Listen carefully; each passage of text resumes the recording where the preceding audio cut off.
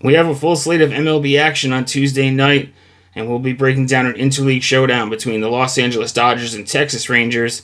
I have a unique way we can play the total that's sitting at plus 150 right now, as well as a home run prop that I really think is worth a sprinkle tonight.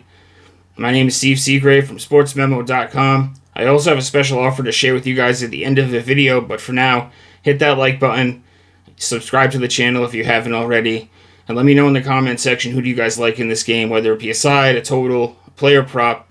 We'd love to hear from you. I'll be checking the comments throughout the night and getting back to you guys.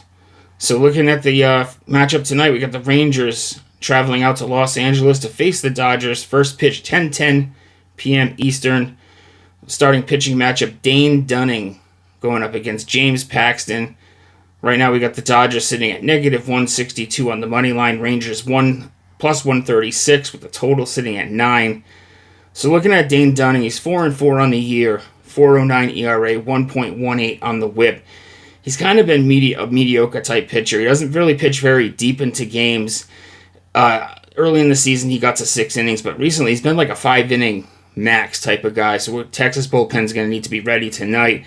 He's got some issues though. He's got a high walk rate, 10.8%. And he's also allowed a boatload of home runs, 10 home runs in only 50 and 2/3 innings.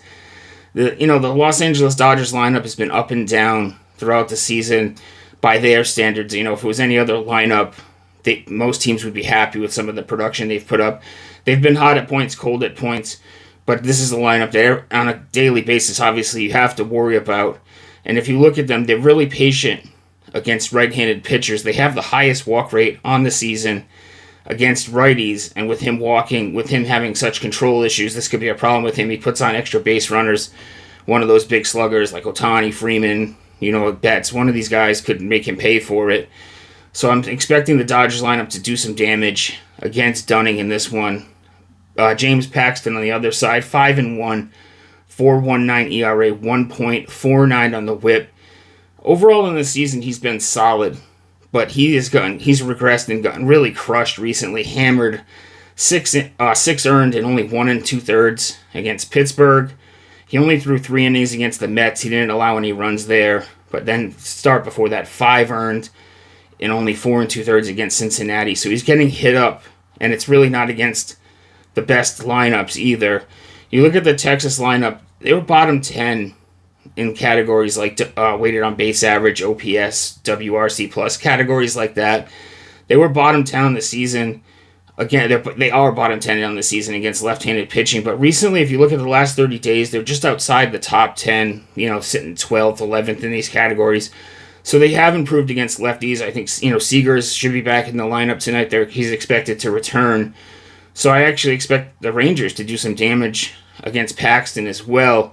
When you look at both bullpens, they're both well rested. No one really they didn't really throw a lot of guys on Sunday, neither team.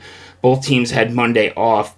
Dodgers, took 2 of 3 at Yankee Stadium against the Yankees. Texas was at home, lost 2 of 3 to the San Francisco Giants.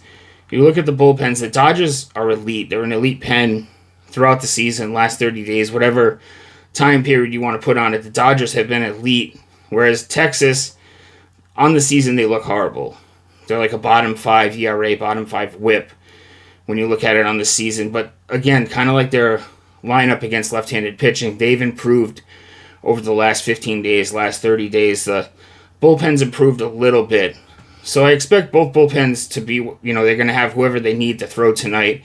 So I'm really just going to isolate this to the first 5, pick on these 2 starting pitchers, Paxton and Dunning.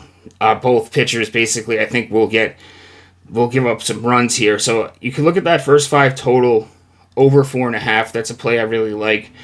But I think a really unique way to play it is both teams. This is under the innings. If you look at DK, it's under the innings tab. Both teams score 2+ runs in the first 5 innings, sitting at plus 150. I think both lineups do damage against these starters. Seager returning for Texas, and then I think this Dodgers lineup should be able to get to Dunning as well, especially if he puts extra runners on. Like I said, he's given up the long ball, and Paxton has been a mess recently. So I think both lineups get on these guys. I think official play for the video, let's go with the first 5.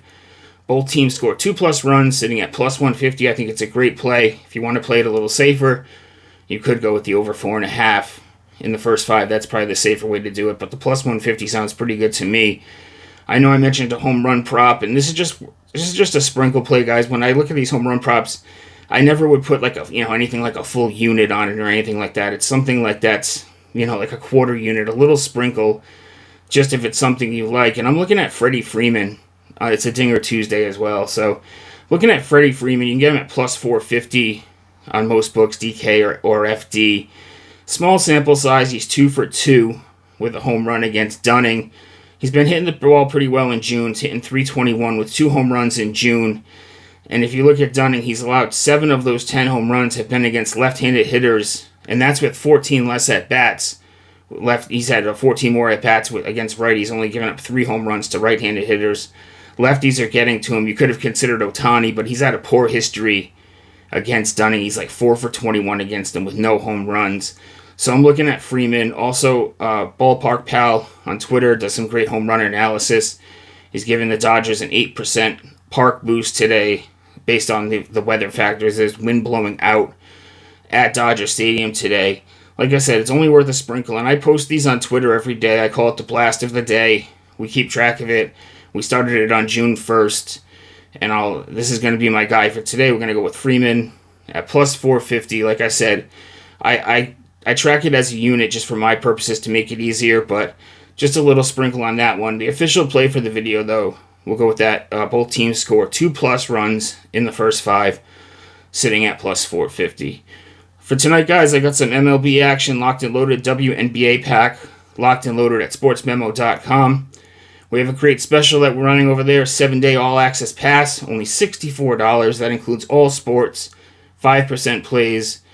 I'm in action also in NHL, NBA as well. Speaking of that, I have a 5% NBA play locked and loaded for Game 3.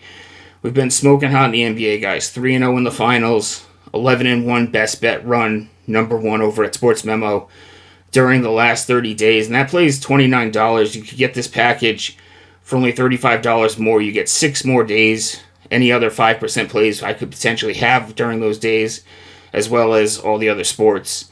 Any other pack that I put up, you guys get those plays right away as soon as we load them.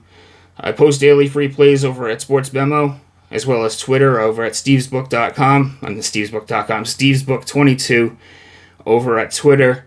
And there'll be a link attached to the video. Good luck tonight, guys, and I'll see you next time.